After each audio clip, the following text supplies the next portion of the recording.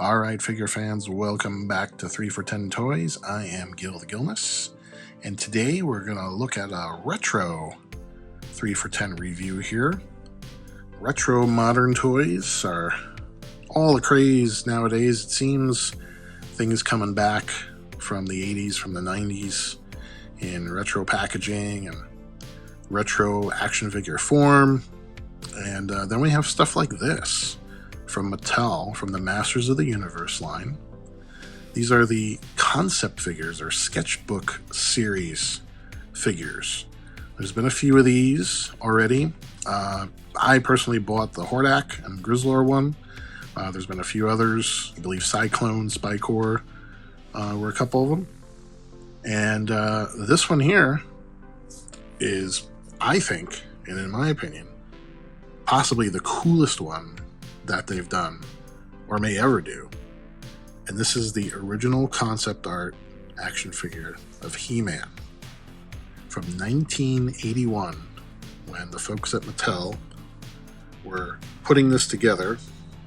And if I'm not mistaken, it's Mark Taylor and Roger Sweet that originally came up with all this good stuff. And if that's wrong, please let me know. I'm sure you will. But there were 3 versions of He-Man that were originally pitched.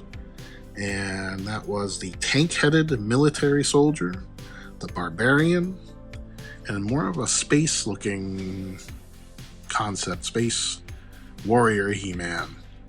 And out of those 3, this is what they went with. Something like this anyway, right? Also, I believe He-Man's original name was to be Torak.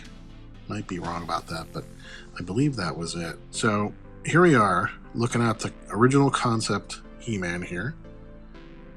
Similar in very many ways, and different in very many ways.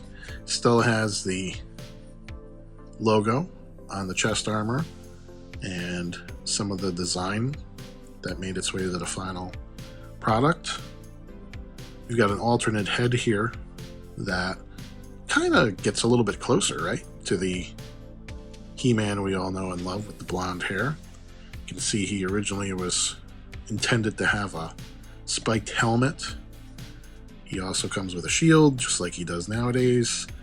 Battle axe. No power sword in this version. He's still got basically the same outfit in general. A little bit different. But this here evolved into what we have today. This is where it came from. So let's take a look at some of the artwork on the package, which is equally as cool. So some of these are original sketches.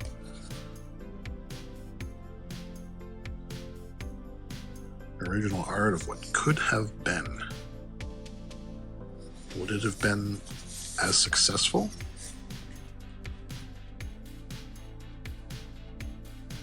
Here we have some artwork. Now, is that the original Evelyn and original Skeletor? Those I have not ever seen before. I had seen He-Man, I believe, in the Toys That Made Us. They had shown this, and I believe in a couple of books and magazines I've seen those pictures, but I've not seen these two. And I know that's Man-E-Faces, and he is a figure that's coming out in this line as well. Look at the Castle Grayskull concept. These are really cool just to see what might have been, and especially something I've seen shown on TV shows and magazines, as I said, is now an actual toy all these years later. Really cool to have. It's kind of like a full circle thing. Glad Mattel is doing these. I hope they continue to come out with a few. Would love to get the Skeletor to go with this, but as I said earlier, I think this is the definitive sketchbook series figure. And these are Target exclusives. And as I'm filming this in 2026, February of 2026, I believe they're still available. So hit your Targets, check your eBays. They're probably out there, and if I'm not mistaken, I think this one's going to be one of those modern figures that actually holds its own over time, but that remains to be seen. For me, it's a favorite. I like it. It's definitely staying in the collection. I don't do a lot of modern stuff, but this one is definitely going in there. Thanks for joining. Thanks for watching. Appreciate it. Please like, subscribe, tell your friends, all that good stuff. It helps us out greatly. And I'll see you next time. Thanks, everybody.